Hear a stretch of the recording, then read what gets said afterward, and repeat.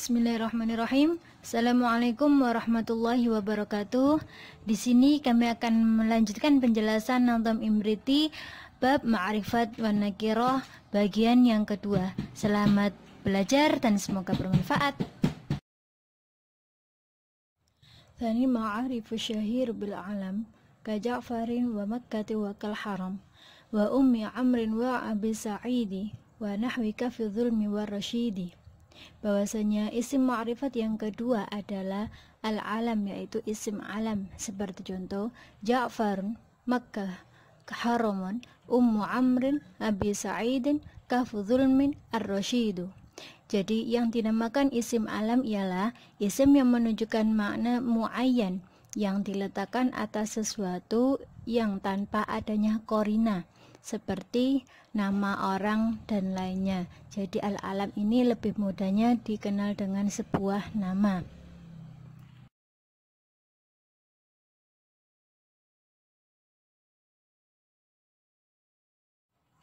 Fama ata minhu bi ummin aw bi ab faqiyatu wa ghairuhu ismun aw laqab. Fama bi madhin aw bi dhammin musy'iru falaqabu wal ismu ma la yusy'iru. Nazm ini menjelaskan tentang pembagian dari isim alam.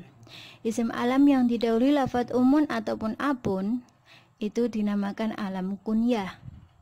Dan selain alam kunyah itu ada namanya alam asma ataupun alam laqab.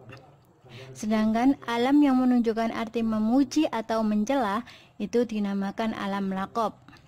Sedangkan alam asma ialah ma la yusy'iru, yaitu alam yang tidak didahului lafadz umun atau apun dan juga tidak menunjukkan arti memuji atau mencela. Jadi isim alam itu ada 3. Pertama alam asma, yang mana tadi tidak menunjukkan memuji atau mencela dan juga tidak didahului dengan umun apun. Jadi sebuah nama seperti Ja'far, Makkah, Haram, Zaid, Fatimah, Surabaya, pokoknya semuanya sebuah nama. Kemudian alam kunyah, semua nama yang diawali dengan umun ataupun apun, seperti Ummu Amrin, Abi Sa'idin, Ummu Aiman, Abu Bakrin, dan lain sebagainya. Yang terakhir ada alam laqab, yaitu yang menunjukkan arti memuja atau mencela.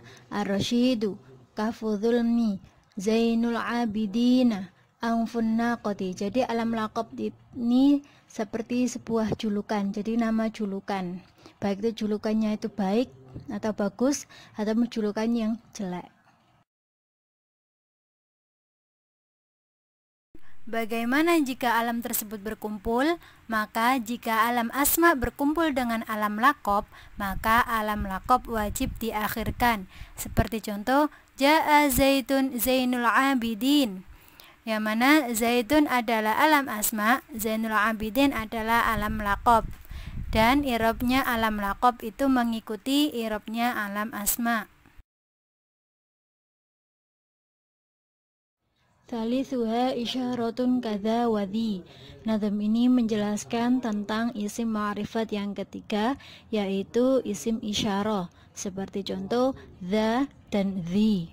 Jadi isim isyarah ialah isim yang menunjukkan sesuatu yang diisyarahi, seperti lafadz isyarah yang menunjukkan mufrad mudzakkar dha, tasniyah mudzakkar dzani dzaini, jamak mudzakkar ula, mufrad muannas dhi dhih ti ta, tasniyah muannas tani dan taini, yang terakhir jamak muannas yaitu ula.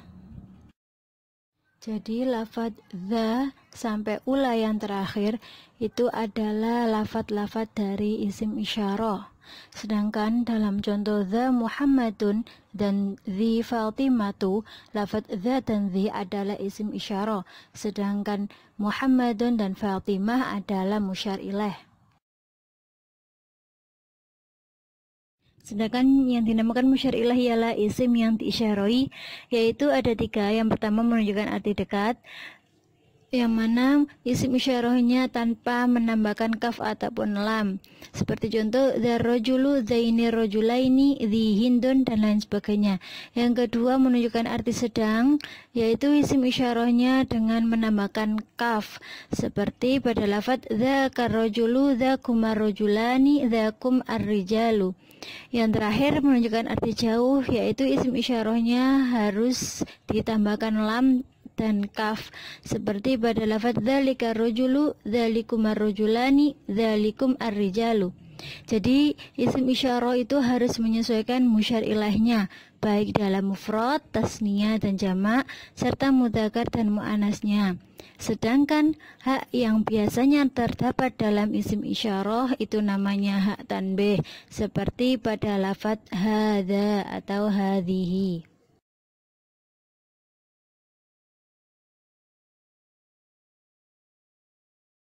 Setengah nadam lanjutannya, rabi'uha mausulul ismi kalladzi.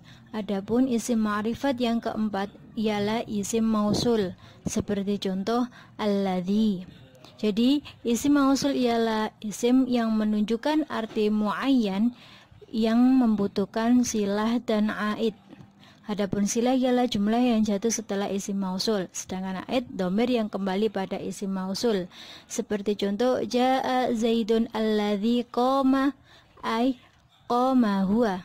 Alladzi adalah lafaz dari isim mausul, sedangkan qama adalah silah atau jumlah yang jatuh setelah lafaz alladzi.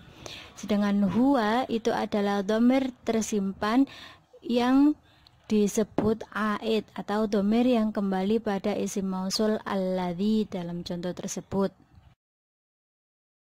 Perhatikan contoh yang kedua, jaa zaidun alladzi qama abuhu. Alladzi ini adalah isim mausul, qama abuhu adalah silah, yaitu jumlah yang jatuh setelah alladzi, sedangkan dhamir hu ini adalah aid.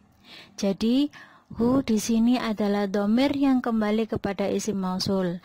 Jika dibandingkan dengan contoh yang pertama, jaa zaidun alladzi qama, yang berdiri adalah zaid. Dan aid atau dhamir yang kembali kepada isim mausul tersebut tadi itu tersimpan pada lafadz qama. Sedangkan contoh yang kedua ini, jaa zaidun alladzi qama abuhu, yang berdiri adalah ayahnya Zaid. Dan aidnya tampak, yakni dhamir hu pada lafadz abuhu. Adapun lafadz-lafadz dari isim mausul ini ada dua jenis. Yang pertama yaitu mukhtas, yakni isim mausul yang bersifat khusus atau tertentu dengan memperhatikan mudzakkar muannasnya, mufrad, tasniyah dan jamaknya. Sedangkan yang kedua yaitu mustarak, ini lebih bersifat umum atau fleksibel.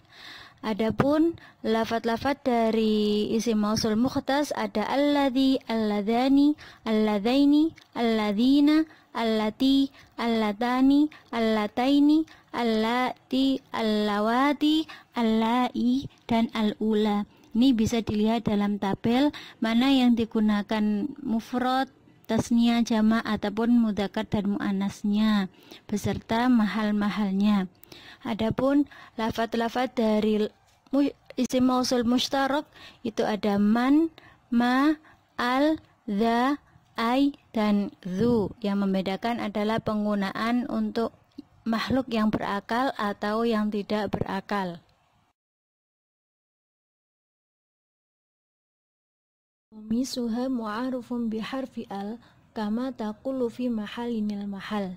Adapun isim ma'rifat yang kelima yaitu mu'araf biharfi al, isim yang dima'rifatkan dengan al, seperti contoh al mahallu. Adapun beberapa contoh yang lain seperti rijalun, kitabun, madrasatun, bahrun, yang kesemuanya itu adalah berawal dari isim nakiro kemudian kemasukan al, maka menjadi al rijalu, al kitabu, al madrasatu, al bahru. Maka semuanya tadi mulai ar-rijalu sampai al-bahru adalah isim ma'rifat dengan al.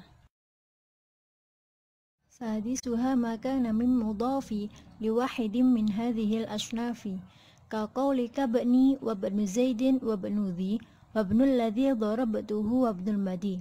Pembagian isim ma'rifat yang terakhir yaitu isim yang dimudhofkan pada salah satu isim 5 sebelumnya. Seperti contoh ibni, ibnu Zaidin, ibnu Dhi, ibnul ladzi darabtuhu, dan ibnul badhi.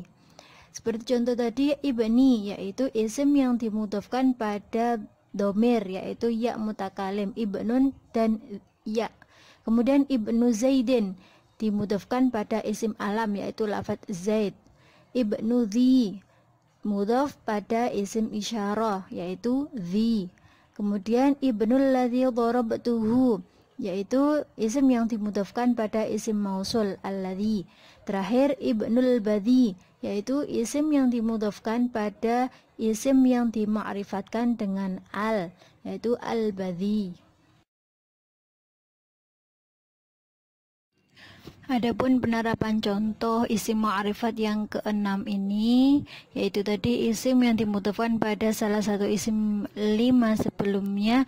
Yang pertama adalah isim yang dimudhafkan pada isim dhamir. Seperti contoh kitabuki fil haqibah dari lafadz kitabun dan dhamir kaf.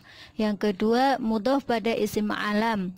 Seperti contoh kitabu khalilin fil haqibah dari lafadz kitabun dan khalilun. Yang ketiga mudhaf pada isim isyarah. Seperti contoh kitabu hadza fil haqibah, kitabun dan hadza. Yang keempat mudhaf pada isim mausul seperti kitabul ladzi wada'tuhu fil haqibati, kitabun dan alladzi. Yang terakhir mudhaf pada isim yang dima'rifatkan dengan al seperti contoh kitabut tilmidzi fil haqibati dari lafadz kitabun dan at-tilmidzu. Jadi perlu diketahui bahwa idhofah itu terdiri dari susunan mudhof dan mudhof ilaih. Mudhof itu tidak boleh ditanwin dan jika ada nun tasniyah atau nun jamak maka harus dibuang.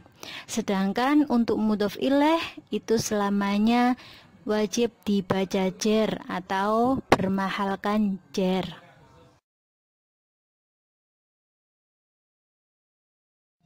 Wallahu a'lam bishawab.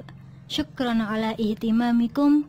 Semoga apa yang telah kita pelajari bersama mudah difahami dan bermanfaat. Jazakumullah ahsanal jaza. Ihdinas syiratal mustaqim. Assalamualaikum warahmatullahi wabarakatuh.